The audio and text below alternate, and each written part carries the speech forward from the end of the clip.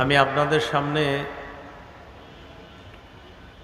সূরাতুজ জারিয়াতের 56 নম্বর আয়াতে কারিমা তেলাওয়াত করেছি। 27 পারা 2 নম্বর পৃষ্ঠা, সূরাতুজ জারিয়াত 56 নম্বর আয়াত। এই আয়াতে আল্লাহ জিন ইনসান সৃষ্টির উদ্দেশ্য সম্পর্কে আলোচনা করেছেন। আল্লাহ তাআলা বলেন, ওয়ামা খালাকতুল জিন্না ওয়াল ইনসা ইল্লা লিয়াবুদুন। আমি জিন ইনসানকে সৃষ্টি করেছি আমার ইবাদত করার জন্য। আয়াত থেকে বোঝা যায় আমাদেরকে সৃষ্টির উদ্দেশ্য হলো আল্লাহর ইবাদত করা। ইবাদত কতদিন করব? 14 পারা 6 নম্বর পৃষ্ঠা, সূরাতুল হিজর 99 নম্বর আয়াত। এই আয়াতে আল্লাহ ইবাদতের সময়সীমা উল্লেখ করেছেন। ওয়া'বুদ রাব্বাকা হাত্তা ইয়াতিয়াকাল ইয়াকিন। মৃত্যু আসা পর্যন্ত তুমি তোমার রবের ইবাদত করো। দুটি গুরুত্বপূর্ণ কথা আমরা শিখে ফেললাম। নিজেই নিজেকে যদি প্রশ্ন করি, আমাকে কেন আল্লাহ বানাইলেন? উত্তর হলো ইবাদত করার জন্য, দাসত্ব করার জন্য, আল্লাহর গোলামি করার জন্য। দ্বিতীয় প্রশ্ন, কতদিন ইবাদত করব? উত্তর হলো মৃত্যু পর্যন্ত ইবাদত করা। তৃতীয় আরেকটি বিষয় সামনে এসে যায়, সেটা হলো মৃত্যু অবধারিত, সকলকেই মৃত্যুবরণ করতে হবে। সূরা আনকাবুতের 57 নম্বর আয়াত, 21 পারা 2 নম্বর পৃষ্ঠা, সূরা আনকাবুতের 57 নম্বর আয়াত। আল্লাহ বলেন, কুল্লু নাফসিন যায়িকাতুল মাউত। প্রত্যেকটি নফস মৃত্যুর স্বাদ গ্রহণ করবে। তিনটি কথা নিজেই নিজেকে প্রতিদিন বলতে পারেন। আমি দুনিয়াতে কেন? আল্লাহর গোলামি করার জন্য। 2 নম্বর, কতদিন গোলামি করব? মৃত্যু পর্যন্ত। 3 নম্বর, নিঃসন্দেহে আমার মৃত্যু হয়েই যাবে, এতে কোনো সন্দেহ নেই। তাহলে আমাদেরকে সৃষ্টি করেছেন আল্লাহ তার ইবাদত করার জন্য। মুসলমান জীবনের প্রতিটা ক্ষেত্র, প্রতিটা মুহূর্ত ইবাদতে কাটাবে। এটা হলো মুসলমানের জিন্দেগি, 24 ঘন্টা বন্দেগি। মুসলমানের জিন্দেগি 24 ঘন্টাই বন্দেগি। মুসলমানের কোনো মুহূর্ত ইবাদত মুক্ত থাকতে পারে না। এটা কেমনে সম্ভব? আমরা তো ঘুমাই, আমরা তো খাই।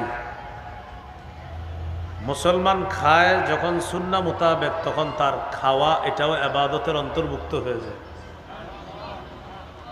খাবারের শুরুতে সুন্নাহ মোতাবেক খাবার শুরু করে,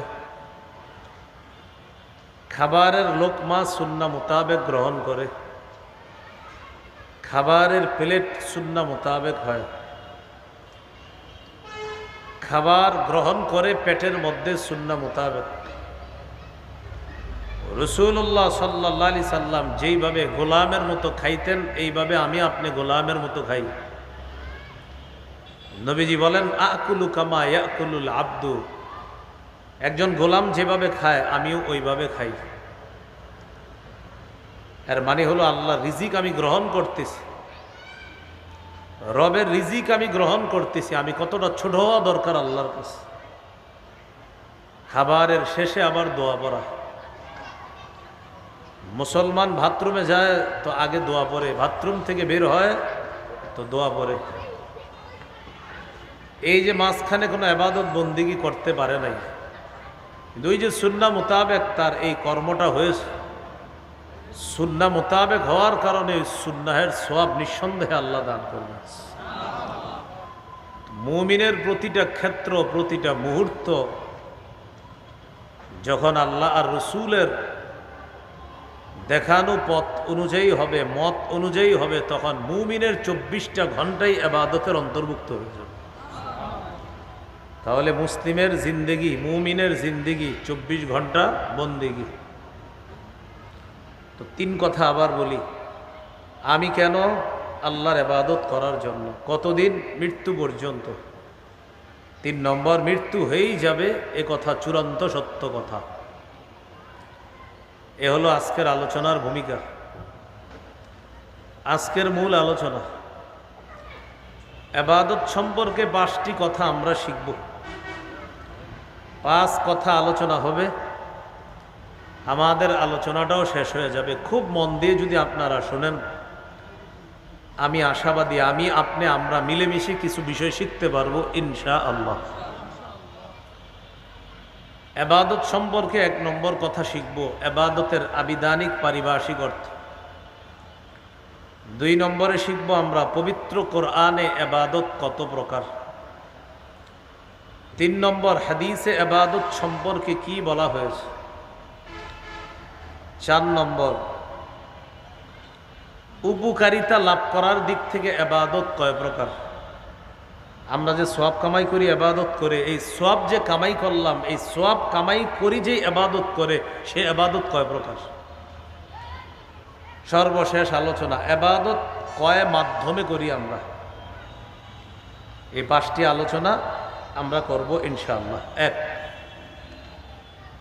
ইবাদতের আবিধানিক পারিভাষিক অর্থ। একটা কিতাব আছে, নাম আল উবুদিয়্যাহ। আল উবুদিয়্যাহ এটা হলো আরবি, এটার বাংলা হলো দাসত্ব। এই কিতাবের 23 নম্বর পৃষ্ঠা আছে। ইবাদতের অর্থ হলো মানাহু আয-যুল। ইবাদতের আসল অর্থ হলো নত হওয়া, বিনয়ী হওয়া।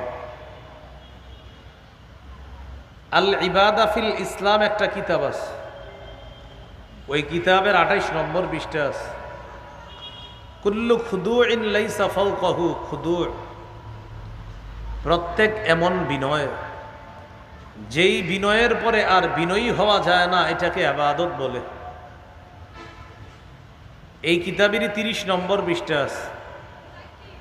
আল ইবাদাতু হিয়া আত-তাআতু মা গায়াতিল খুদু'। চূড়ান্ত বিনয়ের সাথে আল্লাহর আনুগত্য করাকে ইবাদত বলে। আজকে এশার নামাজ আমরা এই মসজিদে আদায় করলাম, আপনাদের সাথে আল্লাহ আমাকেও এই মসজিদে এশার সালাত ইমাম সাহেবের পিছনে পড়ার তৌফিক দান করেছেন। এই মসজিদে আজকে যারা এশার নামাজ আমরা আদায় করলাম, আমাদের মধ্যে এশার নামাজে আল্লাহর কাছে যার বিনয়, যার ছোট হওয়া, এই গোলামি করার সময় যে আল্লাহর কাছে সবচেয়ে বেশি ছোট হয়েছে, ওই ব্যক্তির এশার সালাত আল্লাহর কাছে তত বেশি কবুল হয়েছে। তাহলে ইবাদতের আবিধানিক অর্থ কি শিখলাম? চূড়ান্ত বিনয়ের সাথে আল্লাহর আনুগত্য করা। আজকে থেকে যত ইবাদত করব, প্রতিটি ইবাদতে আমি নিজেকে পরীক্ষা করব, আমি আল্লাহর সামনে কতটা ছোট হতে পেরেছি। এই জন্য আল্লাহর সামনে ইবাদত তথা গোলামি করার সময় সবচেয়ে ছোট হয়ে যাওয়া, এটা হলো ইবাদতের মূল অর্থ, আবিধানিক অর্থ। ইবাদতের পারিভাষিক অর্থ, আল ইবাদাতু হিয়া ইসমুন জামিউন লিকুল্লি মা ইউহিব্বুহুল্লাহু ওয়া ইয়ারদাহ মিনাল আকওয়ালি ওয়াল আ'মালিজ যাহিরা ওয়াল বাতিনা। এটা আমি সহজে বলি যেন আপনাদের মনে থাকে। আমার, আপনার, আমাদের প্রকাশ্য কথা, গোপন কথা, প্রকাশ্য কাজ, গোপন কাজ। আমি আবার বলছি, আমার, আপনার, আমাদের সকলের প্রকাশ্য কথা, প্রকাশ্য কাজ, গোপন কথা, গোপন কাজ যদি আল্লাহ পছন্দ করে, এটাই ইবাদত। তাহলে সহজে শিখে ফেললাম। আজকে থেকে আমি যত কথা আস্তে বলবো, যত কথা জোরে বলবো, যত কাজ আমি গোপনে করব, যত কাজ আমি প্রকাশ্যে করব, আমি চিন্তা করব আমার রব যেন আমার গোপন কথা কাজ, আমার রব যেন আমার প্রকাশ্য কথা কাজ পছন্দ করে। রব যদি আমার প্রকাশ্য গোপন সব পছন্দ করে, আমার প্রতিটি গোপন প্রকাশ্য কথা কাজ ইবাদতের অন্তর্ভুক্ত হয়ে যাবে। যেমন আমি আপনাদের সামনে এই মুহূর্তে কথা বলতেছি, এটা কি গোপনে বলতেছি না প্রকাশ্যে? আমার এই প্রকাশ্য বলা এটা যদি আল্লাহ পছন্দ করে, আপনারা প্রকাশ্যে আমার কথা শ্রবণ করতেছেন, শ্রবণ নামক এই কর্মটা যদি আল্লাহ পছন্দ করে, আমার বলা নামক এই কর্ম যদি আল্লাহ পছন্দ করে, নিঃসন্দেহে আমার বলা আর আপনারা ধৈর্য ধরে শ্রবণ করা উভয়টা ইবাদতের অন্তর্ভুক্ত হয়ে যাবে। মনে থাকবে না ইনশাআল্লাহ? তাহলে দুইটা জিনিস শিখলাম, একটা আবিধানিক, পারিভাষিক। আবিধানিক মানে আল্লাহর কাছে যত ছোট হওয়া যায় এটা ইবাদত, আর পারিভাষিক অর্থ হলো প্রকাশ্য কথা, প্রকাশ্য কাজ, গোপন কথা, গোপন কাজ যদি কে পছন্দ করে? আল্লাহ। এটাই ইবাদত। আল্লাহ আমাদেরকে ইবাদতের অর্থ বুঝে আজকে থেকে আপনার আমাদের প্রতিটি কথা কর্ম যেন রব ইবাদতের অন্তর্ভুক্ত করে নেয়, আল্লাহ এমনভাবে চলার তৌফিক দান করেন। আজকের দ্বিতীয় আলোচনা, পবিত্র কোরআনে ইবাদত বা গোলামি মৌলিকভাবে দুই প্রকার। এক নাম্বার সাধারণ গোলামি বা সাধারণ দাসত্ব, দুই নম্বর বিশেষ গোলামি বা বিশেষ দাসত্ব। সাধারণ গোলামির মধ্যে সবাই অন্তর্ভুক্ত, ইমানদার বেঈমান সবাই। এটা কিভাবে? ভালো করে বুঝে শুনে বলবেন, ইমানদাররা অসুস্থ হয় কি হয় না? আচ্ছা, বেঈমানরা অসুস্থ হয় কি হয় না? ইমানদার অসুস্থ হওয়ার ফায়সালাটা কার? বেঈমানও অসুস্থ হওয়ার ফায়সালা কার? আল্লাহর। অসুস্থ হওয়ার ক্ষেত্রে এই সিদ্ধান্তটা আল্লাহর। ইমানদাররা এই সিদ্ধান্ত স্বেচ্ছায় মানে, আর বেঈমানরা এই সিদ্ধান্ত অনিচ্ছায় মানে। বাকি বেঈমানরাও সিদ্ধান্তটা মানে। এর মানে আল্লাহ পাক রব্বুল আলামিনের এই বিধানটা বেঈমানরাও প্রতিহত করতে পারে না। এই গোলামি বেঈমানরা অনিচ্ছায় হলেও মেনে নেয়। হ্যাঁ, আল্লাহ অসুস্থতা দিলে এটাকে রক্ষা করার কেউ নাই। বেঈমানরা আল্লাহকে স্বীকার করে না, বাকি অসুস্থতা মেনে নেয়। আর ইমানদার অসুস্থতাও মেনে নেয়, স্বীকারও করে আল্লাহ দিছে। ইমানদারের স্বীকৃতি স্বেচ্ছায়, বেঈমানের স্বীকৃতি অনিচ্ছায়। বাকি রবের এই ফায়সালা ইমানদারও মেনে নেয়, বেঈমানও মেনে নেয়। এটাকে বলে সাধারণ গোলামি বা সাধারণ দাসত্ব। সাধারণ গোলামি, সাধারণ দাসত্ব। আরেকটা উদাহরণ দিলে বুঝবেন। এই জায়গায় যারা আছেন, খানা খান কারা কারা? মাশাআল্লাহ। এবার আমরা হাত তুলে বলি, অন্য অন্য ধর্মের মানুষ খানা খায়নি? চাল ডাল কে দেয়? বলেন কে দেয়? তাহলে চাল ডাল আল্লাহ দেওয়ার ফায়সালা ইমানদার মানে? বলেন স্বেচ্ছায়। বলেন ইমানদার মানে, আর বেঈমান মানে অনিচ্ছায়। নামান হাতেই তো বুঝছেন। তাহলে আল্লাহ খাবার খাওয়ায়, এটা ইমানদাররা আমরা সহজে মাইনা নিই। বেঈমানরা এটা মানে না, কিন্তু যখন মাটি খুইরা দেখে একটা বীজ, একটা দানার মধ্য থেকে এতগুলা কেমনে বের হয়, মানতে চাইও আবার মানে না। কারণ আল্লাহরে মানলে তখন আমগো বিরোধিতা কেমনে করবে? তো এই জন্য সাধারণ গোলামির মধ্যে সবাই শামিল। ইমানদার স্বেচ্ছায় শামিল, আর বেঈমান অনিচ্ছায় শামিল। এটাকে বলা হয় সাধারণ দাসত্ব বা সাধারণ গোলামি।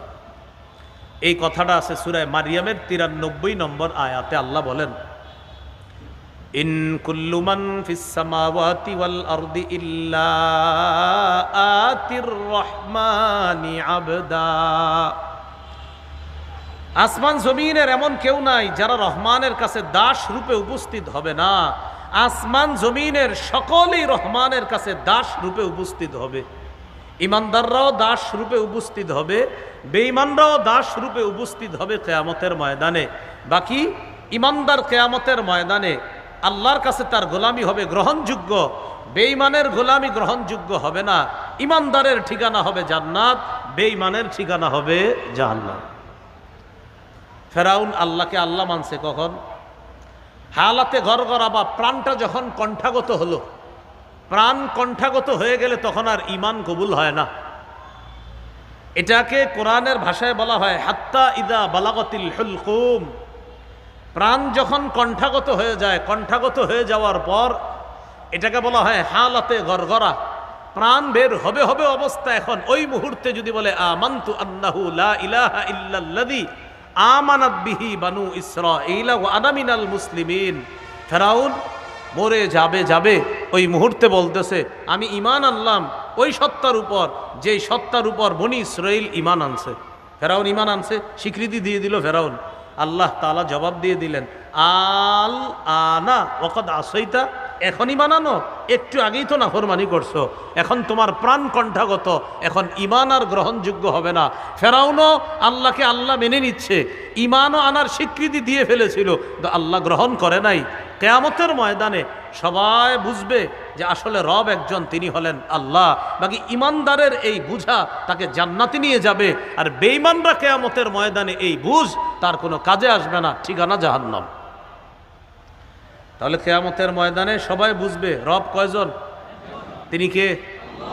এই বুঝাটা লাভ হবে কাদের? ঈমানদারের। আর বেঈমানের কোনো কি হবে না, লাভ হবে না। আরেকটা হলো বিশেষ দাসত্ব। বিশেষ দাসত্ব বা বিশেষ গোলামি সবাই করে না, শুধু আল্লাহর নির্বাচিত বান্দারাই বিশেষ দাসত্ব করে, তারা হলো ঈমানদার বান্দা। এই বিশেষ গোলামি করার কারণে ঈমানদারদেরকে কিয়ামতের ময়দানে আল্লাহ বিশেষ নিরাপত্তায় জান্নাত দান করবে। সূরা ফুরকানের 63 নম্বর আয়াতে আল্লাহ বলেন ওয়া ইবাদুর রহমানিল্লাযীনা ইয়ামশুনা আলাল আরদি হাওনা ওয়া ইযা খাতাবাহুমুল জাহিলুনা ক্বালু সালামা। রহমানের বান্দা তারা যারা জমিনে বিনয়ী হয়ে চলে, নত হয়ে চলে, তারা হলো রহমানের বান্দা। এখন আপনারা বলেন জমিনে নত হয়ে কি সবাই চলে না কিছু মানুষ? তো তারা হলো আল্লাহর নির্বাচিত বান্দা, যারা বিনয়ী হয়ে চলে। বুঝাইতে চাইলাম এই বিশেষ মানুষগুলাকে কিয়ামতের ময়দানে আল্লাহর বিশেষ দেওয়া মর্যাদা আল্লাহ জান্নাতে অধিষ্ঠিত করবেন। এবার আল্লাহর কাছে একটু দোয়া করি, বলেন আল্লাহ আপনি আমাদেরকে বিশেষ গোলামি করার তৌফিক দান করেন, যেন আমরা আপনার বিশেষ বান্দাদের অন্তর্ভুক্ত হতে পারি। তাহলে একটা সাধারণ গোলামি আর একটা বিশেষ গোলামি। সাধারণ গোলামিতে সবাই অন্তর্ভুক্ত, আর বিশেষ গোলামিতে শুধু ঈমানদাররা অন্তর্ভুক্ত। আল্লাহ আমাদের সকলকে বিশেষ গোলামিতে আমরা যেন শামিল হতে পারি, আল্লাহ তৌফিক দান করেন। আজকের 3 নম্বর আলোচনা, হাদিসে ইবাদত সম্পর্কে কি বলা হয়েছে এই ব্যাপারে কয়েকটা দৃষ্টান্ত নিয়ে আমরা। 1 নাম্বার দৃষ্টান্ত, হাদিসের কিতাব নাম আবু দাউদ, এই কিতাবের 1479 নম্বর হাদিস। এই হাদিসের মধ্যে আসছে রাসূলুল্লাহ সাল্লাল্লাহু আলাইহি সাল্লাম বলেন আদ-দুআ হুয়াল ইবাদা, দোয়া করাটা এটাও একটা ইবাদত। দোয়া করা এটাও একটা ইবাদত। আমরা আল্লাহর কাছে দোয়া করা ভুলে গেছি।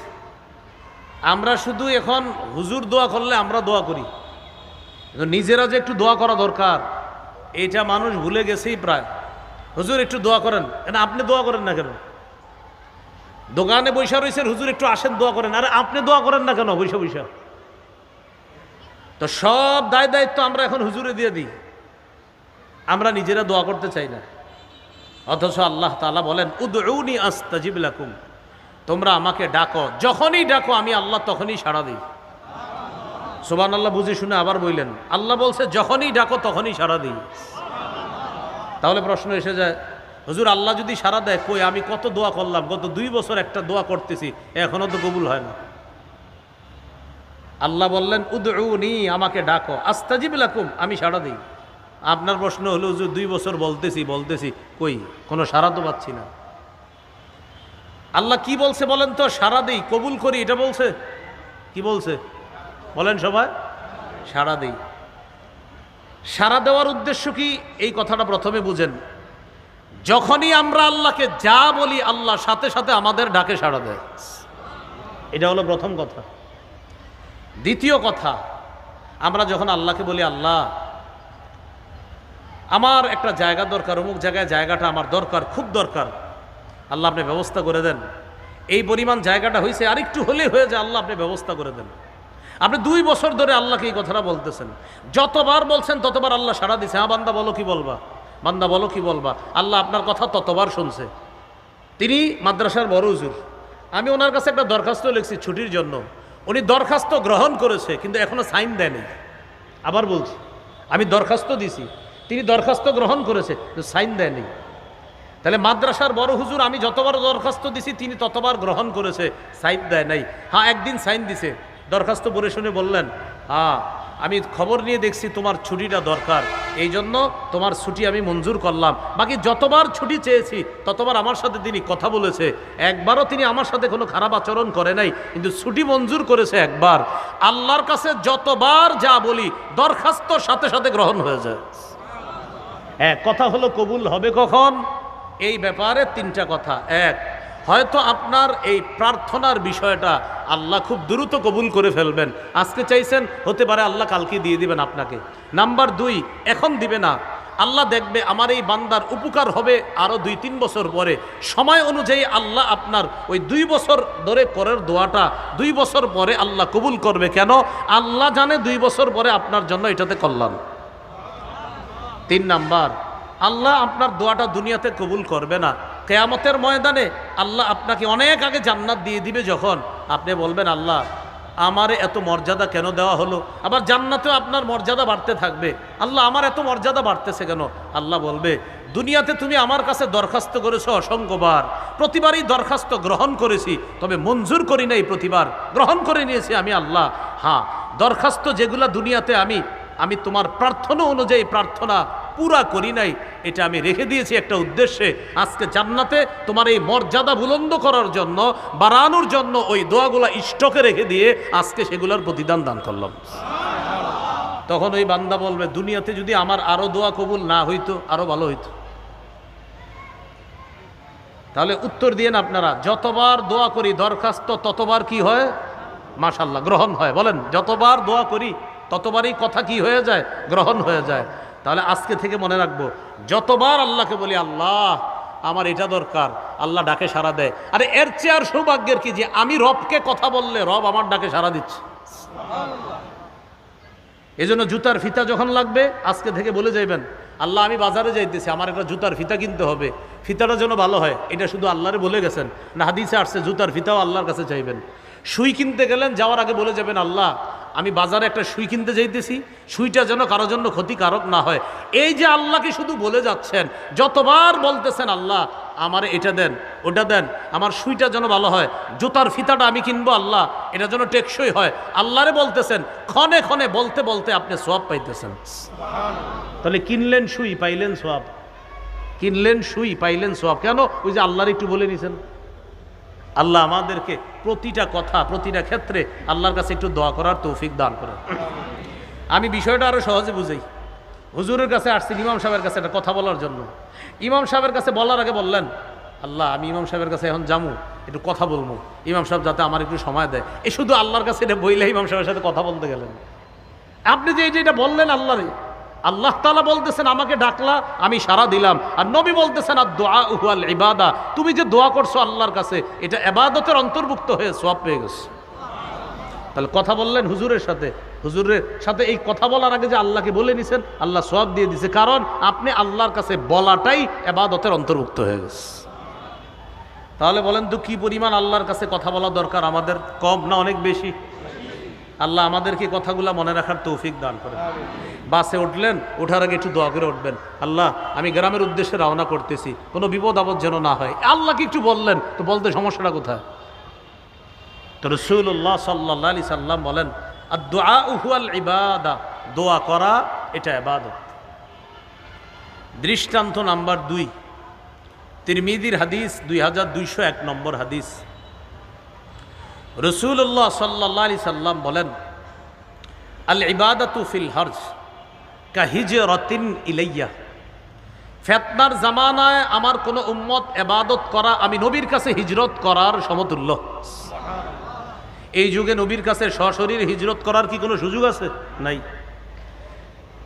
সাহাবায়ে কেরাম মক্কা থেকে হিজরত করে মদিনায় গেছে। আল্লাহ রসুল বলেন ফিতনার জামানায় আমার উম্মত ইবাদত করা কেমন যেন আমি নবীর কাছে হিজরত করার মতো। আবু দাউদের হাদিসে আসছে ফিতনার জামানায় আমার এক উম্মতের ইবাদত আল্লাহ তাকে 50 জনের সওয়াব দান করবে। সাহাবায়ে কেরাম জিজ্ঞাসা করলেন, হুজুর এটা কোন 50 জন?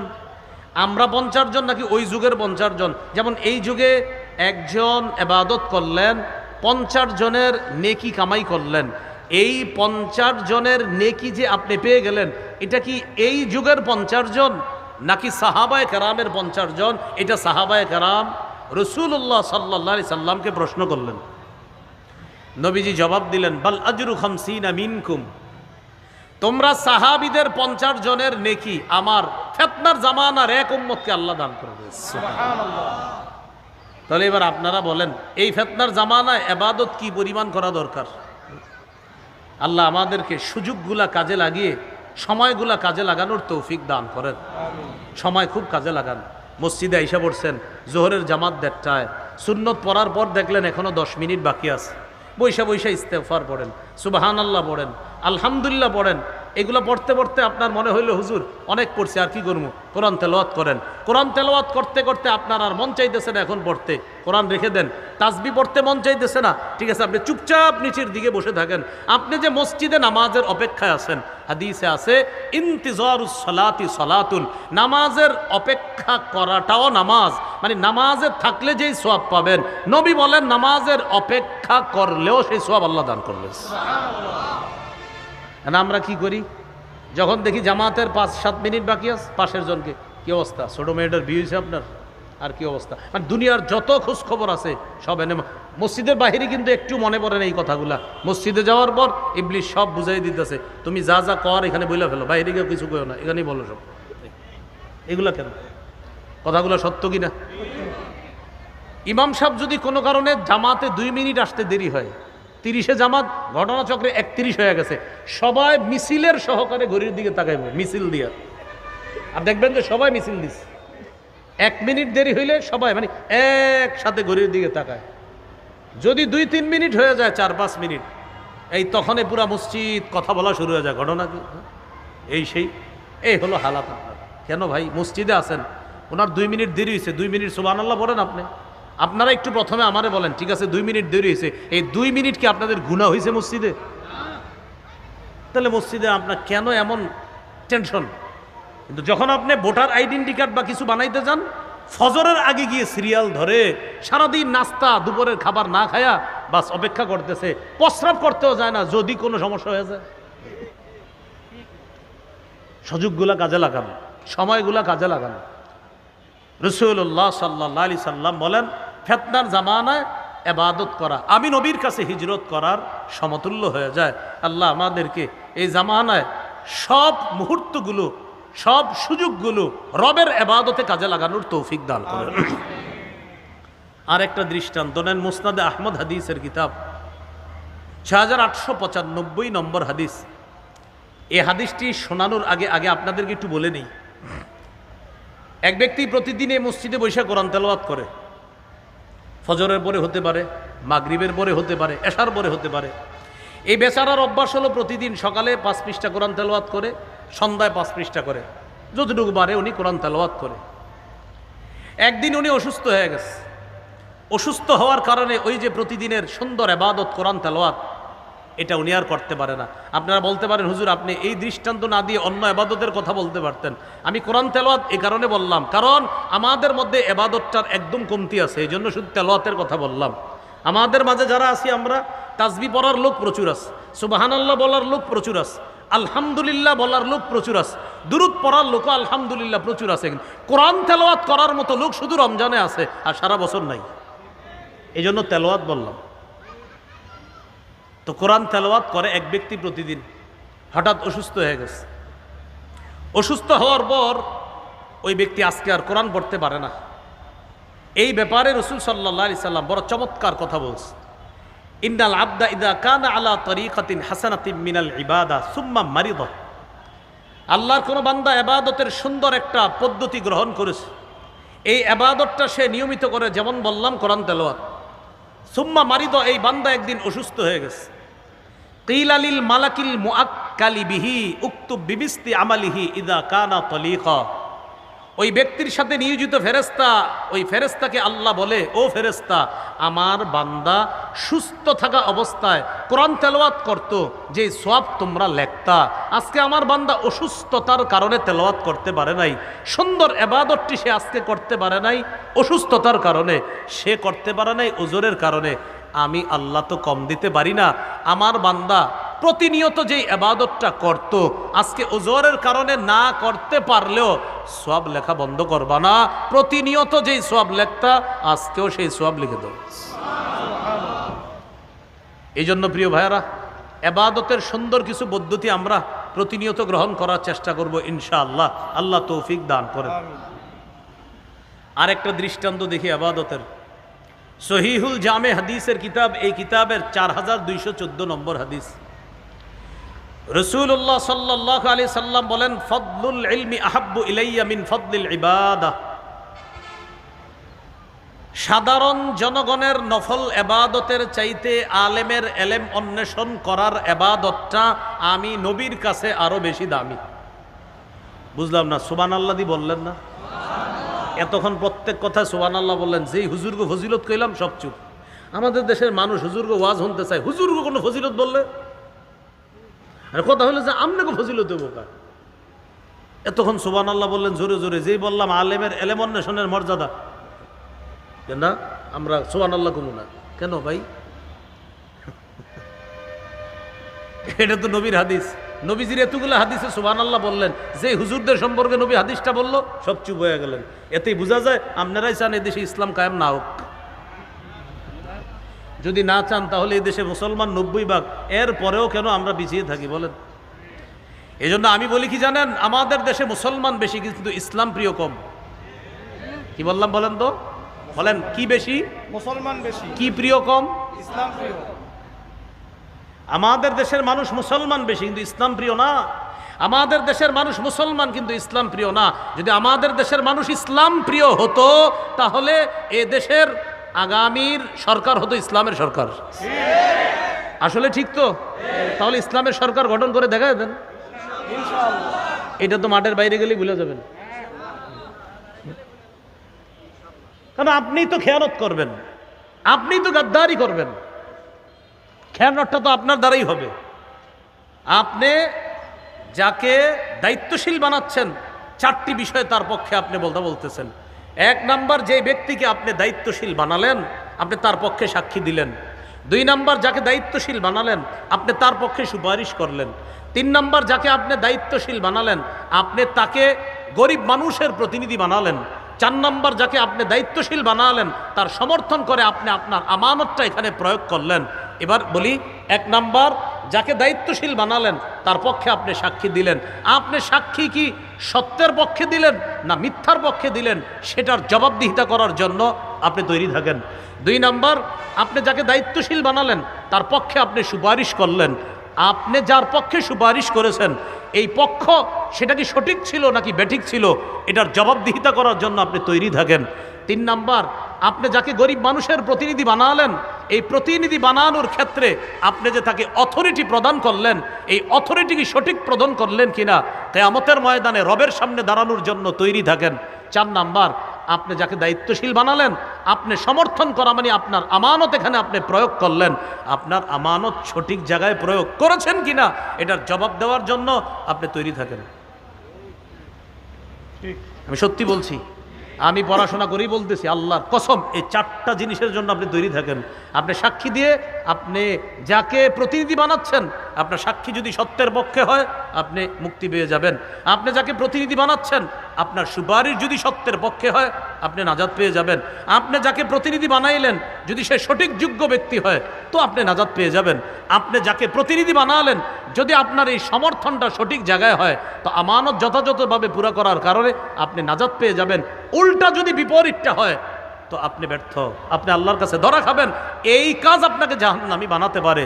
তাই আগামীতে বলার আগে, করার আগে, চলার আগে, হাত চালানোর আগে আপনি চিন্তা করবেন আমার বলা, আমার স্পর্শ করা, আমার পায়ে চলাটা এটা আমানতের খেয়ানত হচ্ছে না তো, আমার মুখের সাক্ষী এটা অন্যায়ের পক্ষে হচ্ছে না তো, আমার সুপারিশ এটা অন্যায়ের পক্ষে হচ্ছে না তো, আমি যাকে প্রতিনিধি বানাচ্ছি সে কোনো জালেম না তো, আমি যার পক্ষে সমর্থন করছি এটা আমানতের খেয়ানত হচ্ছে না তো? এটা আপনি আগামীতে মাথায় রাখেন, এই 4 কথা মাথায় রাখেন। আরো 10 জনকে 4টা কথা আপনি শিখাইয়া দেন যে ভাই পথ চলতে গেলে 4 কথা মাথায় রাখবা। তুমি কিন্তু সাক্ষ্য দিচ্ছ, তুমি কিন্তু সুপারিশ করছো, তুমি কিন্তু গরিব মানুষের প্রতিনিধি নির্ধারণ করছো, তুমি কিন্তু আমানত প্রয়োগ করছো। 4 ক্ষেত্রে যেন তোমার একটু উল্টা না হয়, যদি হয় তো রবের সামনে দাঁড়ানোর জন্য তৈরি থাকেন। এই 4 কথা গবেষণা করে আমি বারবার বলি, আমাদের দেশের মানুষ মুসলমান, ইসলাম প্রিয় না। যদি ইসলাম প্রিয় হতো তো এদেশে ইসলাম থাকতো রাষ্ট্রীয় ধর্ম, এবং সংসদ আর বিচার ব্যবস্থায় থাকতো ইসলাম। তো বললাম যে মুসলিম কিন্তু ইসলাম প্রিয় না। যদি ইসলাম প্রিয় হতো তো সংসদ হতো ইসলামী সংসদ, বিচার ব্যবস্থা হতো ইসলামী বিচার ব্যবস্থা। সামান্য কথায় অনেক কিছু বোঝানোর চেষ্টা করলাম, যদি বুঝ থাকে আকল থাকে বুঝে নিয়েন, আল্লাহ বুঝার তৌফিক দান করেন। রাসূলুল্লাহ সাল্লাল্লাহু আলাইহি সাল্লাম বলেন, ওই যে ওখান থেকে গেলাম, আলেমদের ফজিলত শুইনা যে সুবহানাল্লাহ বলেন নাই, হ্যাঁ, ফাদলুল ইলমি আহাব্বু ইলাইয়া মিন ফাদলিল ইবাদা।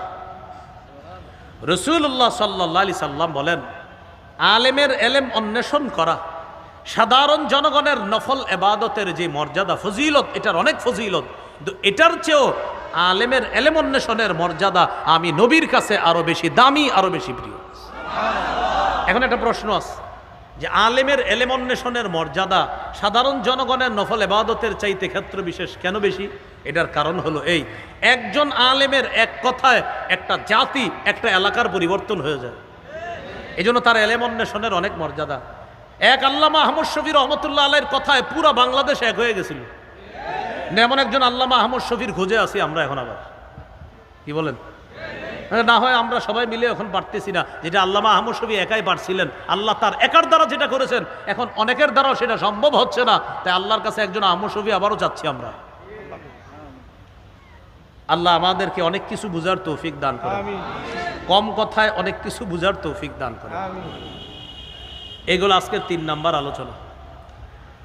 আজকের 4 নাম্বার আলোচনা, গুরুত্বপূর্ণ আলোচনা।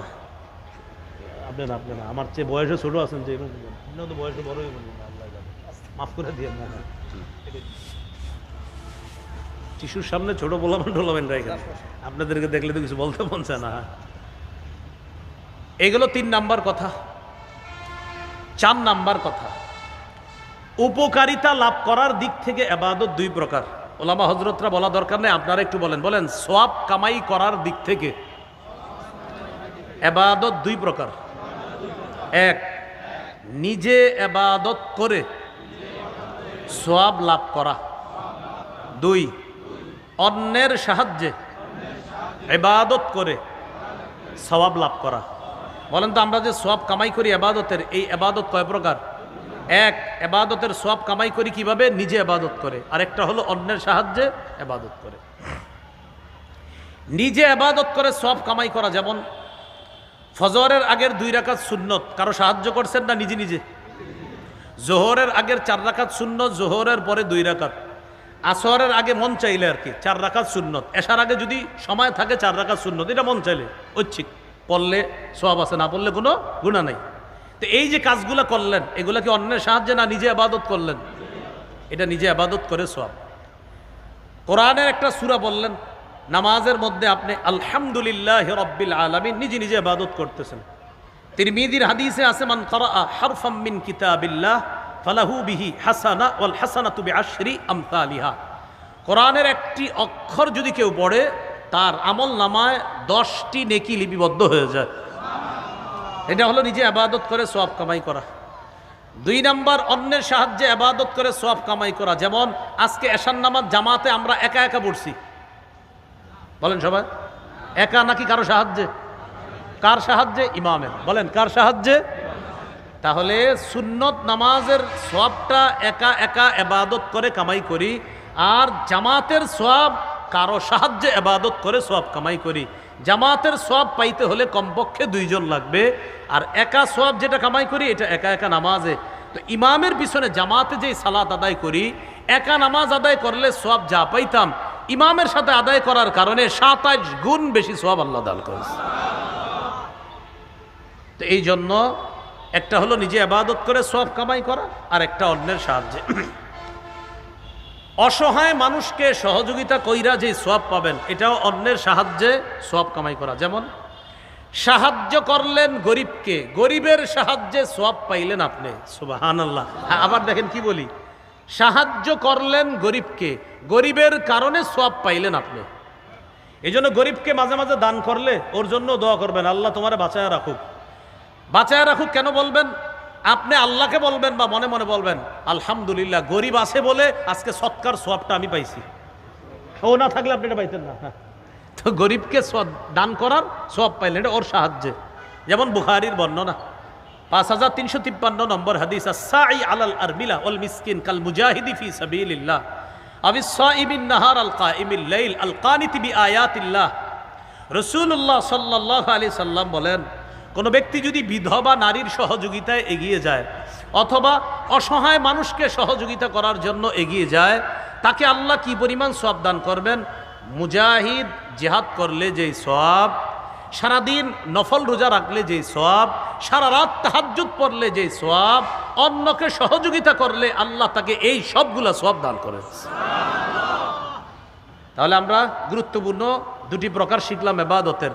সওয়াব লাভ করার দিক থেকে ইবাদত দুই প্রকার, একটা নিজে ইবাদত করে সওয়াব কামাই করা, আর একটা অন্যের সাহায্যে। তো এই উদাহরণটা মনে রাখার জন্য সবসময় মনে রাখবো, সুন্নত নামাজগুলা আমরা নিজে নিজে ইবাদত করে সওয়াব কামাই করি, আর ফরজ নামাজ অন্যের সাহায্যে ইবাদত করে সওয়াব কামাই করি। এই জন্য ইমাম সাহেবের বেতন বাড়াইতে গেলে আমরা 5-6 মাস মিটিং করি, তাও 500 টাকা বাড়াইতে গেলে অনেক টেনশন যে হুজুর এত টাকা দিয়ে করবে কি। এটা এমনি বললাম আর কি কথাটা। এগুলো আজকের 4 নাম্বার আলোচনা। আজকের 5 নাম্বার সর্বশেষ আলোচনা, এটা ওলামা হযরত ছাড়া যারা আছেন আমার সাথে একটু বলেন, বলেন মাধ্যম হিসাবে ইবাদত 5 প্রকার। অর্থাৎ আমরা 5 মাধ্যমে ইবাদত করি। সবাই বলেন, 1 কলব দিয়ে ইবাদত করি, 2 মুখ দিয়ে ইবাদত করি, 3 শরীর দিয়ে ইবাদত, 4 অর্থ সম্পদ দিয়ে ইবাদত, 5 অর্থ সম্পদ এবং শরীর দিয়ে ইবাদত। এবার আপনারা বলেন তো 1 নম্বর কি দিয়ে? কলব দিয়ে। আপনারা বলতে হবে 1 নম্বর কি দিয়ে? এটাকে বলে আত্মিক ইবাদত। কি ইবাদত? মানে আত্মিক, আত্মার সাথে সম্পর্ক। 2 নম্বর যেন কি দিয়ে? এটাকে বলে মৌখিক ইবাদত। 3 নম্বর যেন কি দিয়ে? শরীর, এটাকে বলে শারীরিক ইবাদত। 4 নম্বর অর্থ সম্পদ, এটাকে বলে আর্থিক ইবাদত। 5 নম্বর অর্থ সম্পদ এবং শরীর দিয়ে, এটাকে বলে আর্থিক এবং শারীরিক ইবাদত। এবার বলেন তো 1 নম্বর কি দিয়ে ইবাদত করি? কলব দিয়ে যে ইবাদত করি, যেমন বিশুদ্ধ নিয়ত করা, এটা কলবের ইবাদত। আজকে এশার নামাজ যারা পড়তে আসছেন, মসজিদ থেকে বের হয়ে, বাসা থেকে বের হয়েছেন মসজিদের উদ্দেশ্যে, তো এশার নামাজ পড়তে আসছেন যারা, মনে মনে নিয়ত ছিল কি ফজর পড়া না এশা পড়া, বাস নিয়ত হয়ে গেছে। সহিহ বুখারীর 1 নম্বর হাদিস, ইন্নামাল আমালু বিন্নিয়াত, আমলের প্রতিদান বিশুদ্ধ নিয়তের সাথে। তাহলে আজকে থেকে মনে রাখবো, কখনো যদি কেউ জিজ্ঞাসা করে আচ্ছা কলবের ইবাদতের একটা দৃষ্টান্ত দাও তো, সাথে সাথে বলে ফেলবেন বিশুদ্ধ নিয়ত করা, এটা কলবের ইবাদত। মনে থাকবেন ইনশাআল্লাহ। আচ্ছা আপনারা বলেন তো কলবের ইবাদতের একটা দৃষ্টান্ত বলেন তো। নিয়ত করা। আরেকটা আছে, বলেন ইখলাস, কলবের ইবাদত। ইখলাস কিসের ইবাদত? ইখলাস দেখানো যায় না, কোথায় থাকে? কলবে। যেমন একটা দৃষ্টান্ত দিলে সহজে মনে থাকবে সারা জীবন। আমি বলবো, আপনারা জবাব দিবেন। কোরআনের যতগুলা সূরা আছে সব সূরার নাম সূরার মধ্যে আছে। কোরআনের যতগুলা সূরা আছে সব সূরার নাম সূরাতে আছে, একটা সূরা ব্যতিক্রম আছে। আচ্ছা কিছু সূরা পড়ি আমরা। আউযু বিল্লাহি মিনাশ শাইতানির রাজীম, বিসমিল্লাহির রহমানির রহিম। ওয়াইলুল লিকুল্লি হুমাজাহ, সূরার নাম কি? তাহলে সূরার নাম হুমাজা, সূরার মধ্যেও পেয়ে গেলাম হুমাজা। আলাম তারা কাইফা ফাআলা রাব্বুকা বিআসহাবিল ফিল, সূরার নাম, সূরাতেও পেয়ে গেলাম কি? ফিল। লিইলাফি কুরাইশ, সূরার নাম আরাআইতাল্লাযী ইউকাযযিবু বিদ্দীন, এই সূরাটির শেষ আয়াত হলো ওয়ায়ামনাউনাল মাউন, সূরার নাম ইন্না আ'তাইনাকাল কাউসার, সূরার নাম, সূরাতেও কি আছে? কাউসার। এরপরে দেখেন কুল ইয়া আইয়ুহাল কাফিরুন, সূরার নাম কি? বলেন সূরার মধ্যে কাফিরুন আছে না নাই? আচ্ছা, ইদা জাআ নাসরুল্লাহ সূরার নাম কি? নাসর। সূরার মধ্যে নাসর আছে না নাই? তাব্বাত ইয়াদা আবি লাহাব সূরার নাম? সূরার মধ্যে লাহাব আছে কি না? আচ্ছা, এরপরে একটা সূরা বাদ দিয়ে পরেরটায় যাই। কুল আউযু বিরাব্বিল ফালাক সূরার নাম কি? ফালাক শব্দটা সূরার মধ্যে আছে কি না? কুল আউযু বিরাব্বিন নাস সূরার নাম কি? নাস আসেনি সূরার মধ্যে? একটা সূরা বাদ রাখছি না, কি নাম বলেন তো? আচ্ছা, সূরার নাম কি? এবার আমি সূরাটা পড়ি, দেখি ইখলাস শব্দটা বের করি আমরা, দেখি। কুল হুয়াল্লাহু আহাদ পাইলাম না। আল্লাহুস সামাদ পাইলাম না। লাম ইয়ালিদ ওয়া লাম ইউলাদ ওয়া লাম ইয়াকুল লাহু কুফুয়ান আহাদ কোথায়? নাম তো ইখলাস, সূরার মধ্যে কি না ইখলাস? আল্লাহ আমাদেরকে শিখাইতে চায় ইখলাস দেখানো যায় না, তাই সূরার নাম রাখছি ইখলাস। এটা যেহেতু দেখানোর জিনিস না, তাই সূরার মধ্যে এটা না দেখায়া তোমাদেরকে শিক্ষা দিলাম ইখলাস দেখানো যায় না, এটা এখানে রাখতে হয়, এটা শুধু আল্লাহ দেখে, এটা অন্যকে দেখানো যায় না। তাই ইখলাস সূরার নাম, তো সূরার মধ্যে শব্দটা না রেখে আমাদেরকে শিক্ষা দিলেন এটা দেখানোর জিনিস না, এটা লালন ধারণ পালন করার জিনিস, এটা শুধু আমি আল্লাহ দেখি। মনে থাকবে নি? তাহলে সব সূরার নাম সূরাতে আছে, একটা সূরার নাম ইখলাস, শব্দটি সূরার মধ্যে নাই, তবে সূরার পরতে পরতে ইখলাস আছে। আল্লাহ এক, আল্লাহ এক, এটা বিশ্বাস রাখতে হবে একদম অন্তরে, ইখলাস। এটা আল্লাহ অমুখাপেক্ষী, হ্যাঁ ইখলাস একদম ভিতর থেকে বিশ্বাস করতে হবে। আল্লাহ সন্তান নেন না, সন্তান জন্ম দেন না, কারো থেকে জন্ম নেন না, এটা একদম অন্তরে বিশ্বাস ইখলাসের সাথে রাখতে হবে। আল্লাহর কোনো সমকক্ষ নাই, এটা শুধু মুখে বললে হবে না, এখানে রাখতে হবে। মানে এই সূরার পরতে পরতে ইখলাস আছে, এটা খুঁজে নিতে হবে, এটা বের করে নিতে হবে, এটা অনুভব করতে হবে, এটা দেখানো বা বলার জিনিস না। তো আল্লাহ শিখাইলেন ইখলাস, এটা দেখানো যায় না, তাই আমি আল্লাহ সূরার নাম ইখলাস রেখে সূরার মধ্যে ইখলাস শব্দটি আল্লাহ কেন দেননি শিক্ষা দিলেন। এই শোনো, ইখলাস দেখানো যায় না, এটা ভিতরে রাখতে হয়। আল্লাহ কত সুন্দর একটা শিক্ষা আমাদেরকে দিয়ে দিলেন। এই হলো ইখলাস, এটা হলো অন্তরের ইবাদত। অন্তরের একটা ইবাদত প্রথমে বলছি আমি কি জানি? বিশুদ্ধ নিয়ত। দ্বিতীয় ইবাদতটা বললাম কি জানি? ইখলাস। নাসাইর হাদিস 3140 নম্বর হাদিস, ইন্নাল্লাহা লা ইয়াকবালু মিনাল আমাল ইল্লা মা কানা লাহু খালিসা ওয়াবতুগিয়া বিহি ওয়াজহুহু। আল্লাহ ততক্ষণ বান্দার আমল কবুল করেন না যতক্ষণ আমলটা ইখলাসের সাথে না হবে, ততক্ষণ বান্দার আমল আল্লাহ কবুল করেন না। আল্লাহ আমাদের সকলকে বিশুদ্ধ নিয়তের সাথে ইখলাসের সাথে সব ইবাদত করার তৌফিক দান করেন। অন্তরের আরেকটা ইবাদত আছে, বলেন আমার সাথে, লা ইলাহা ইল্লাল্লাহ। বলেন আল্লাহ ছাড়া কোনো ইলাহ নাই, এই কথা অন্তরে বিশ্বাস করা নাম হলো ঈমান। বলেন লা ইলাহা ইল্লাল্লাহর বিশ্বাস অন্তরের ইবাদত। মাশাআল্লাহ। বলেন তো বিশুদ্ধ নিয়ত কিসের ইবাদত? ইখলাস কিসের ইবাদত? লা ইলাহা ইল্লাল্লাহর এই বিশ্বাসটা কিসের ইবাদত? এটা বুঝে আসে বোবা মানুষকে জিজ্ঞাসা করেন, বোবা যারা কথা বলতে পারে না, ওরে বিভিন্ন মাধ্যমে জিজ্ঞাসা করবেন আল্লাহর কথা, ওই আপনার এইভাবে বলবে আল্লাহ ছাড়া কোনো ইলাহ নাই, আপনার এরকম বলবে, ও দেখাই দিবে এইভাবে যে আমি মুখে বলতে পারতেছি না, আমি এখানে বিশ্বাস করি আল্লাহ ছাড়া কোনো ইলাহ নাই। সুবহানাল্লাহ। বোবা মানুষ আপনারে বলে দিবে। সহিহ বুখারীর বর্ণনা 44 নম্বর হাদিস। এই হাদিসের মধ্যে আসছে ইয়াখরুজু মিনান নার মান কানা ফি কলবিহি মিসকালু যাররাতিন মিন খাইরিন মিসকালু ওয়াজনু শাঈরাতিন মিন খাইর মিসকালু ওয়াজনু বুররাতিন মিন খাইর মিসকালু ওয়াজনু যাররাতিন মিন খাইর। এই খাইর দ্বারা উদ্দেশ্য মিন ঈমান, যার অন্তরে সরিষার দানা পরিমাণ, জব পরিমাণ, গম পরিমাণ ঈমান থাকবে, এই ব্যক্তি কোনো অপরাধের কারণে জাহান্নামের সাজা ভোগ করলেও একদিন জাহান্নাম থেকে বের হয়ে ওই পিওর লা ইলাহা ইল্লাল্লাহর বিশ্বাস অন্তরে সামান্য পরিমাণ থাকার কারণেও আল্লাহ তাকে একদিন জান্নাত দান করবে। আমরা জানি ইবাদত কয় মাধ্যমে করি? 5। 1 নাম্বার কি দিয়ে? কলব দিয়ে। এইগুলো কলবের আলোচনা। 2 আল ইবাদাতু বিল ফামি বা বিল লিসান, মুখ দিয়ে ইবাদত করি, এটাকে বলে মৌখিক ইবাদত। মৌখিক ইবাদতের মধ্যে শ্রেষ্ঠ ইবাদত তিলাওয়াতুল কোরআন, কোরআনের তেলাওয়াত করা, যেটা আমরা পুরো বছর করি না। রমজানে আসলে 2-3 খতম পড়ে 27শে রমজান রাতে এশার নামাজের আগে ইমাম সাহেবের কামরায় গিয়ে দরজা নক করে, হুজুর আছেন? জি। হুজুর এই চিঠিটা রাখেন। তো হুজুরে খুইলা দেখে আমার দাদার জন্য 1 খতম, দাদির জন্য 1 খতম, নানির জন্য 1 খতম। হুজুর খতমগুলা বক্সায়া দিয়েন। কি করে দিয়েন? বক্সানো মানে হলো পৌঁছানো। বক্সানো মানে কি? না, আমার কথা হলো আপনি যে 27 দিন পড়লেন এগুলো কই ছিল এতদিন? না না, আপনি এটা সিরিয়াসলি নেন। আপনি যদি আমার বুঝাই দিতে পারেন যে আপনি যে বক্সানোর দোয়াটা হুজুরের কাছে চাইলেন পৌঁছাইতে, তো এর মানে এর আগে পৌঁছে নাই, তো আগে কই ছিল এই যে পড়লেন এতদিন?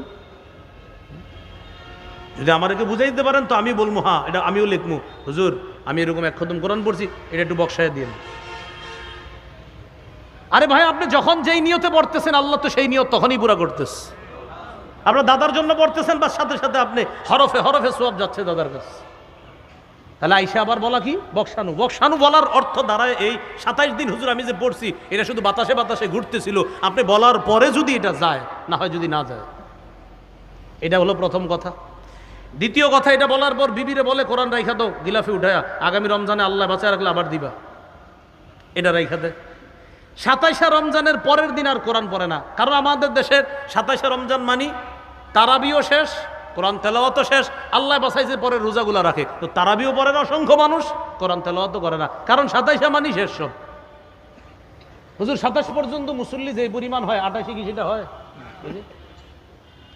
28 কি রমজান আছে কিনা? তো মুসল্লিগুলো কই গেল? 29 রমজান আছে, মুসল্লি কোথায়?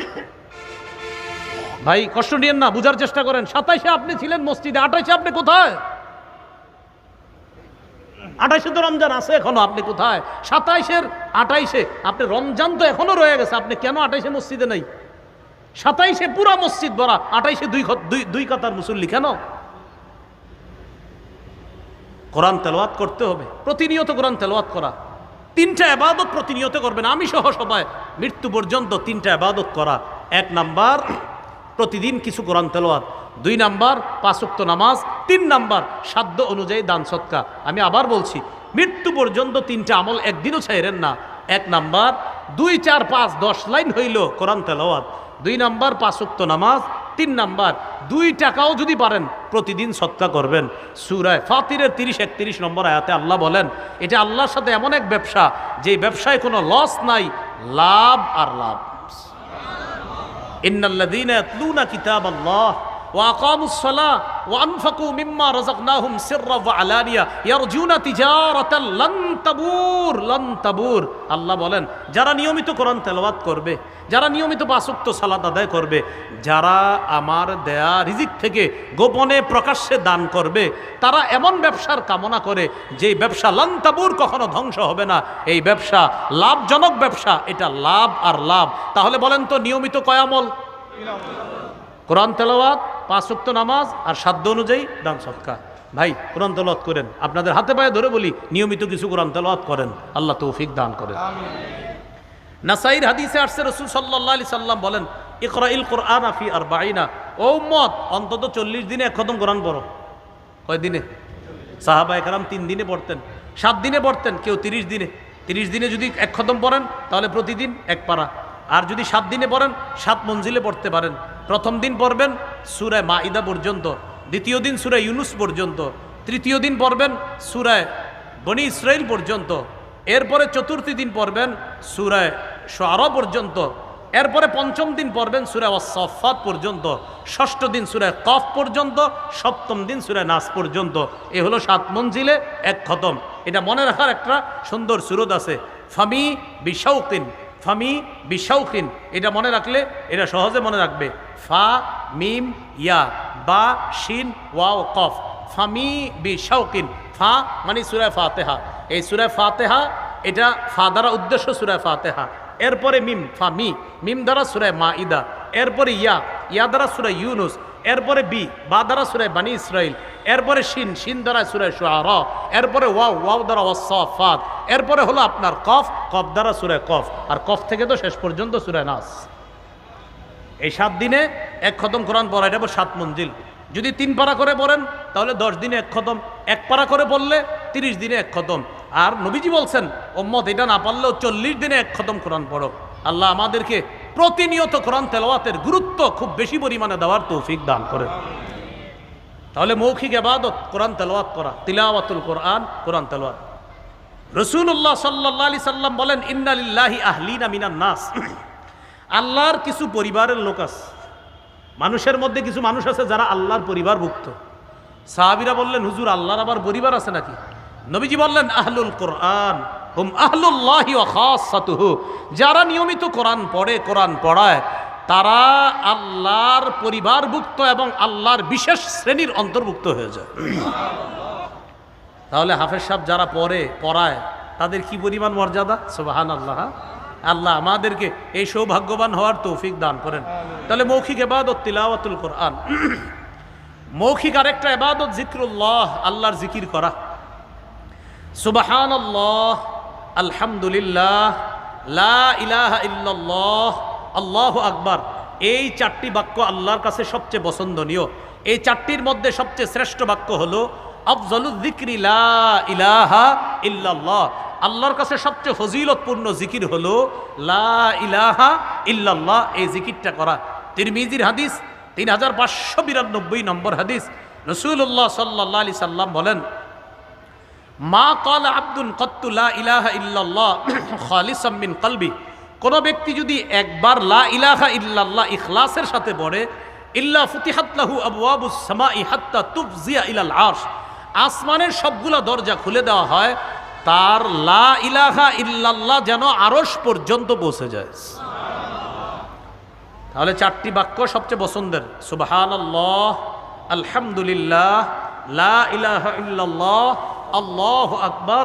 এই চারটার মধ্যে শ্রেষ্ঠ হলো লা ইলাহা ইল্লাল্লাহ। প্রিয় মুসলমান ভাইয়েরা, সামনে এমন একটা সময় আসবে আমাদের দেশে, যেই সময় অনেক মানুষ চা দোকানের সামনে রাত 1টা-2টা পর্যন্ত শুধু শুধু বসে থাকবে। আপনারা এই বসে যাওয়ার মধ্যে যাবেন না, অনর্থক কথাগুলোর মধ্যে যাবেন না। মুমিনদের একটা সিফাত, রহমানের বান্দাদের একটা সিফাত হলো ওয়াইদা মাররু বিল লাগবি কিরামা। মুমিনের বান্দা, আল্লাহর নির্বাচিত মুমিন বান্দা যারা, তাদের অনেকগুলা বৈশিষ্ট্যের মধ্যে একটা হলো মাররু বিল লাগবি কিরামা। অনর্থক কোনো মজলিসের পাশ দিয়ে যখন যায়, তখন তারা ভদ্রতার সাথে এই মজলিস পাশ কাটায়া তারা চলে যায়, সেখানে তারা বসে না। কিছুদিন পরে দেখবেন ছোট্ট ছোট্ট ঘরের মতো বানায়া অনেক মানুষ রাত 1টা-2টা পর্যন্ত অনর্থক কথাবার্তার মধ্যে লিপ্ত থাকবে। চা দোকানের সামনে বৈশা এমন এমন কথা বলবে, ওর কথায় মনে হবে এশিয়া মহাদেশ সে চালানোর যোগ্য। দেখবেন অনেক মানুষ বৈশা বলবে, হুজুর একটু কথা আছে আপনার সাথে। কি এইভাবে যদি হয় তাহলে কেমন হয়? মানে হের কথায় মনে হয় পুরো এশিয়া মহাদেশের দায়িত্ব হেরে দেওয়া উচিত ছিল, কিন্তু বৈশা রয়েছে পলাশবাড়ি টং দোকানের সামনে। তার কথাবার্তা কি এরকম যে না। আবার কিছু মানুষের কথাবার্তা এমন যে না, সে পুরা অর্ধজাহান পরিচালনার যোগ্যতা রাখে, কারণ তার চোখে পুরা দুনিয়ার সব সিস্টেম ভুল। অমুকে ভুল, ও এইভাবে করলে কাজটা ঠিক ছিল, ওইভাবে করলে এরপরে আরো যা আছে ইত্যাদি করতে থাকবে, মানে ও সারা যা আছে সব ভুল। এগুলো আপনারে বুঝাবে। আমি বুঝাইতে চাইলাম, অনর্থক গাল গল্পে আপনি বসেন না, আপনি আড্ডাবাজিতে যান না, সময়গুলো কাজে লাগান। আল্লাহ তৌফিক দান করেন। তাহলে একটা হলো তিলাওয়াতুল কোরআন, মুখের ইবাদত, আরেকটা হলো জিক্রুল্লাহ, মুখের ইবাদত, আরেকটা আছে মৌখিক ইবাদত, যেটা একটু আগে আমি কলবের ইবাদতে বলছি। বলেন তো কি? লা ইলাহা ইল্লাল্লাহ। এটা মুখের স্বীকার করা, মুখের ইবাদত, আর অন্তরে বিশ্বাস করা, অন্তরের ইবাদত। যেটা আগে বলছি, মুখে স্বীকার করা, এটা মৌখিক একটা শ্রেষ্ঠ ইবাদত, লা ইলাহা ইল্লাল্লাহ। মৌখিক আরেকটা ইবাদত আছে সত্য কথা বলা। এশার নামাজের আগে কে যেন এই বিষয় নিয়ে আলোচনা করতেছিলেন, যিনি আলোচনা করতেছিলেন তিনি এই আলোচনার মধ্যে এটাও বলছে সত্য কথা বলা। বাকি আগে পরে তিনি কি আলোচনা করতে জানি না, ওই সত্য কথা বলা এই কথাটা আমি গেটে ঢুকার সময় শুনছি। আলহামদুলিল্লাহ, আচ্ছা যাই হোক, মানে এতটুকু আমি শুনছি। ওয়াজ সত্য কথা বলা এটা মৌখিক ইবাদত, সত্য কথা বলা মৌখিক ইবাদত। এজন্য আমার সাথে একটা সবক আমরা পড়ি সবাই, বলেন পারলে ভালো কথা বলবো, না পারলে চুপ থাকবো, চুপ থাকতে না পারলে ঘুমায় থাকবো। কি করবো? হ্যাঁ, আপনি কথা বললে সত্য কথা বলবেন, এরপরে সত্য কথা যদি বলতে না পারেন চুপ থাকবেন। ইবলিস এসে খোঁচাবে, আপনি তখন ইবলিসরে বলি, ইবলিস তুমি খোঁচাও না, দাঁড়া, আবার যদি খোঁচাও ঘুমায় যাবে। তাহলে বললে সত্য কথা, না বললে চুপ। এরপরে ইবলিস যদি না আপনারা চুপ থাকতে দিবেই না, আল্লাহ আল্লাহুম্মা বিসমিকা মুতাহিয়া, দাঁড়াও, তুমি আমার ঝামেলা করবা, আমি ঘুমাই যাব, ওরে চান দিবেন না, মনে থাকবে? এটাই রাসূল সাল্লাল্লাহু আলাইহি সাল্লাম বলেছেন, মান কানা ইউমিনু বিল্লাহি ওয়াল ইয়াউমিল আখির, যে ব্যক্তি আল্লাহকে বিশ্বাস করে, যে ব্যক্তি আখিরাতকে বিশ্বাস করে, এই ব্যক্তি তার কথা, তার আঘাত, তার কথার মাধ্যমে, তার হাতের মাধ্যমে কোনো মুমিনকে যেন কষ্ট না দেয়। ফালা ইউজি জারা, প্রতিবেশীকে যেন কষ্ট না দেয়, এমন কথা মুখ দিয়ে না বলা যে প্রতিবেশী কষ্ট পায়, হাত দিয়ে প্রতিবেশীকে কষ্ট না দেওয়া। এরপর রাসূল সাল্লাল্লাহু আলাইহি সাল্লাম বলেছেন, ফালইয়াকুল খায়রা, সে যেন বললে ভালো কথা বলে, আউ লিয়াসমুদ, অথবা সে যেন চুপ থাকে। তো আমি বললাম, আপনি যদি চুপ থাকেন, নবীজি সাল্লাল্লাহু আলাইহি সাল্লাম বলেন, মান সামাতা নাজা, যে চুপ থাকলো সে মুক্তি পেয়ে গেল। কিন্তু ইবলিস আপনাকে চুপ থাকতে দিচ্ছে না, তখন কি করবেন? আল্লাহুম্মা বিসমিকা আমুতু, মনে থাকবে নি টেকনিকটা? তাহলে বলেন, পারলে ভালো কথা, না পারলে চুপ। যদি ইবলিস চুপ থাকতে না দেয়, আল্লাহ আমাদেরকে কথাগুলো মনে রাখার তৌফিক দান করেন। তিলাওয়াতুল কোরআন মুখের ইবাদত, জিক্রুল্লাহ মুখের ইবাদত, লা ইলাহা ইল্লাল্লাহ স্বীকার করা, এটা মুখের শ্রেষ্ঠ একটা ইবাদত। সত্য কথা বলা মুখের ইবাদত। হাদিসে আছে, এই জামানায় যদি কেউ উঠতে বসতে ক্রয় বিক্রয় সদা সর্বদা সত্য কথা বলে, হাত্তা ইয়াকুনা ইনদাল্লাহ ওয়া ফি রিওয়ায়া ইউকতাবা ইনদাল্লাহি সিদ্দিকা, আল্লাহর কাছে তার নামটা, আবু বকরের নাম যেমন সিদ্দিক, ওই ব্যক্তির নাম এই জামানায় আল্লাহর খাতায় সিদ্দিক বলে লিপিবদ্ধ হয়ে যাবে। তাহলে সদা সর্বদা কি বলবো? সত্য কথা, এটা মুখের ইবাদত। 3 নাম্বার আল ইবাদাতু বিল জাসাদ, শারীরিক ইবাদত। 1 নাম্বার গেল কলবের ইবাদত। ওলামা হযরতরা অন্যরা বলেন, কলবের ইবাদতের একটা দৃষ্টান্ত বলেন তো কেউ? নিয়ত করা, মাশাআল্লাহ। আরেকটা বলেন তো? ইখলাস। আরেকটা বলেন তো? হ্যাঁ, লা ইলাহা ইল্লাল্লাহর বিশ্বাস, মাশাআল্লাহ। মৌখিক ইবাদতের একটা দৃষ্টান্ত বলেন। আচ্ছা, মাশাআল্লাহ, সত্য কথা বলা, ঠিক আছে। আর মাশাআল্লাহ তিলাওয়াতুল কোরআন, আরেকটা জিক্রুল্লাহ, আরেকটা লা ইলাহা ইল্লাল্লাহর স্বীকৃতি, এটা মুখের শ্রেষ্ঠ একটা ইবাদত। 3 নাম্বার আল ইবাদাতু বিল জাসাদ, শারীরিক ইবাদত। শারীরিক ইবাদত কি? মাশাআল্লাহ, একটু আগে আমরা যেটা করছি, আসসালাহ, নামাজ পড়া, এটা শারীরিক ইবাদতের মধ্যে শ্রেষ্ঠ একটা ইবাদত, নামাজ পড়া। রাসূলুল্লাহ সাল্লাল্লাহু আলাইহি সাল্লাম বলেন, তোমাদের কারো বাড়ির সামনে একটা পুকুর আছে, পুকুরে দৈনিক কেউ যদি 5 বার গোসল করে, তার শরীরে যেমন কোনো ময়লা থাকবে না। তোমাদের কেউ যদি দৈনিক 5 ওয়াক্ত নামাজ পড়ে, আল্লাহ তার বাহ্যিক আভ্যন্তরীণ গুনাহগুলা ধুয়ে মুছে সাফ করে দেবে। এই জন্য আমার সাথে একটা কথা আমরা সবাই বলি, বলেন, হাজারো ব্যস্ততার মাঝে একটি কাজ সর্বাধিক গুরুত্ব দিব, নামাজ। আবার হাজারো ব্যস্ততার মাঝে একটি কাজ সর্বাধিক গুরুত্ব দিব, নামাজ। বলেন, বিয়ের দিনে, ঈদের দিনে নামাজকেও গুরুত্ব দিব। এটা কেন বললাম? বিয়ের দিন, ঈদের দিন, ঈদের দিন হ্যাঁ নামাজ পড়ে না, কি নামাজ পড়ে না কেন? আজকে ঈদের দিন, হাসি দিয়া বলে ঈদের দিন, তো ঈদের দিন নামাজ পড়বেন না? আর যদি আল্লাহ দিছে, যদি কোরবানির ঈদের দিন যদি হয়, নামাজ পড়বেন না? গরু গাড়ি তো, আরে নামাজ পড়বেন না? গোস্ত। আর নামাজ পড়বেন না? গোস্ত। কোরবানি ঈদের দিন গোস্ত।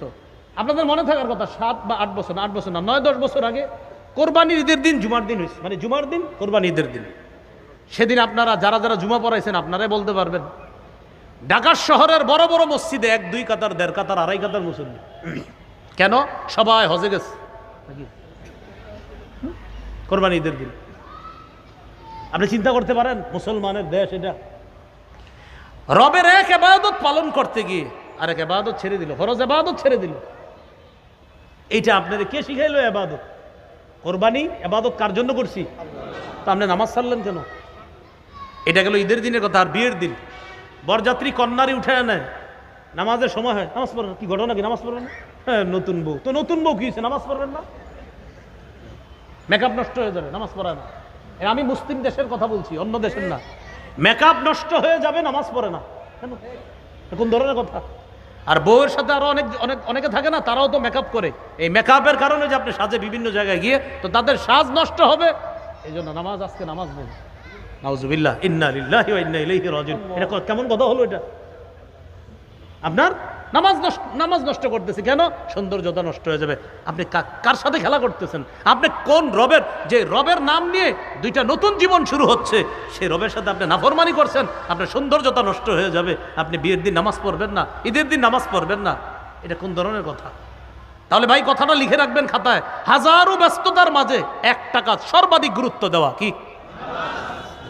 পড়ার টেবিলের সামনে, চেয়ারে যে টেবিলটায় বসে আপনি অফিসের কাজ করেন, ওই টেবিলটার সামনে লিখে রাখবেন, আমার হাজারো ব্যস্ততার মাঝে একটি কাজ যেন কখনো ভুলে না যাই, আমার রবের স্মরণে নামাজ পড়া, এটা যেন আমি ভুলে না যাই। আপনার চেয়ারটায় যেটাতে বসে আপনি চাকরি করেন ভাই, ওটা ওখানে লিখে রাখেন। পড়ার টেবিলে ছাত্র ভাই সামনে লিখে রাখেন, আমার হাজারো ব্যস্ততার মাঝে আমার রবকে যেন আমি ভুলে না যাই, এই কথাটা আপনি মাথায় রাখেন। এইগুলো শারীরিক ইবাদত। 4 নাম্বার আল ইবাদাতু বিল মাল, অর্থ সম্পদের ইবাদত, এটাকে বলে আর্থিক ইবাদত। যেমন যাকাত দেওয়া শ্রেষ্ঠ একটা আর্থিক ইবাদত। এই ইবাদতটা যারা অতীতে করেন নাই, হিসাব পাতি করে অতীতের বকেয়া যাকাতগুলো দিয়ে দিবেন। মুফতি সাহেবরা আছে মঞ্চে, ওনাদের সাথে কথাবার্তা বলবেন পরবর্তীতে, হুজুর আগে যাকাত দেই নেই, এগুলো কিভাবে হিসাব বের করব? স্থানীয় ওলামায়ে কেরাম যারা, তাদের সাথে বসে অতীতের বকেয়া যাকাত বের করবেন। আমাদের দেশের মানুষ দুটি ফরজ বিধানে উদাসীন, একটা হলো যাকাত আর একটা হলো হজ। ফরজ বিধান দুইটা, একটা হলো যাকাত আর একটা হজ। যাকাত এটা মানে অনেকে মনে করে কি 1 লাখ টাকা যাকাত, 10,000, 20,000, 30,000 টাকার যাকাত দেয়, মাশাআল্লাহ তাও দিচ্ছে, অনেকে তো দেয় না, সে ভাবে কি এটা আমার। মনে রাখবেন, যাকাত যোগ্য যেই জিনিসটা এটা আপনার না, 40 ভাগের 39 ভাগ আপনার, 1 ভাগ আপনার না, ওই 1 ভাগের দায়িত্ব আল্লাহ আপনাকে দিছে, বান্দা ওটা আমি তোমারে দিছি দায়িত্ব। ওই যে শ্রেণী আছে, খাত আছে, ওদেরকে তুমি দিয়ে দাও, 39 ভাগ তোমারে দিছি, আরেক ভাগের আমি তোমারে দেই নেই, তুমি এটা দিয়ে দাও, ওদেরকে আমি দেওয়ার জন্য তোমাকে দায়িত্ব দিলাম, দায়িত্বটা পুরা করো। যাকাত দিয়ে দিতে হবে। মান আতাহুল্লাহু মালা ফালাম ইউআদ্দি যাকাতা মুসিলা লাহু ইয়াউমাল কিয়ামাতি শুজাআন আকরা, কিয়ামতের ময়দানে অনাদায়যোগ্য যে যাকাতযোগ্য সম্পদ দুনিয়াতে থেকে যাবে, যেটা আদায় করা হয়নি, এটা বিষধর সাপে রূপান্তরিত হবে।